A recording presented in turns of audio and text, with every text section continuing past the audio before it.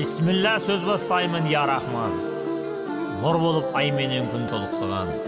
Айтайын бір қиссаға артық сөзден. Тыңдаңыз, құлақ салып, ей мұсылман. Әжетханада түкірме. Шайқы бұрқы бірде ібілісті көріп қалады.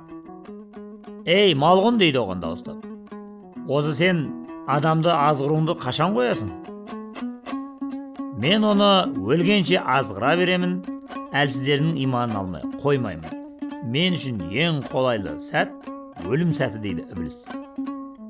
Шайқы бұрқы, не үшін олай дедің деп сұрайды. Сонда малғын, пенденің ақтық демі тақағанда оны шөл қысады. Бірақ қасындағы ет бауыр жақындары науқастың бұл хәлінен бейхабар. Сол кезде иманды ұрлауға мен келемін.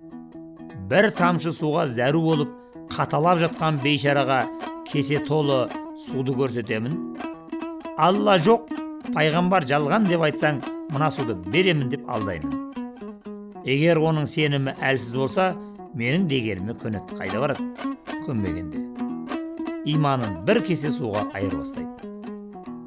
Мұны естіген соң шайқы бұрқы түрі бұзылып кетті де, ей малғын, бір кесе таза суды саған кім береді деді. Сонда сайтан айтты, менде таза су жоқ. Кеседегі су, оның өмір бойы әжетханада түкірген өз түкірігі. Әжетхана менің үйім болғандықтан, мен оның бәрін жинап сақтаймын. Иманын сатқан сәтте түкіргін бетіне шашып жіберемін деді шайтан. Шайқы бұрқының тұла бойы түршіп кетті. Содан бастап әжетхана ішінде түкіруге болмайды деген тыйым шықты.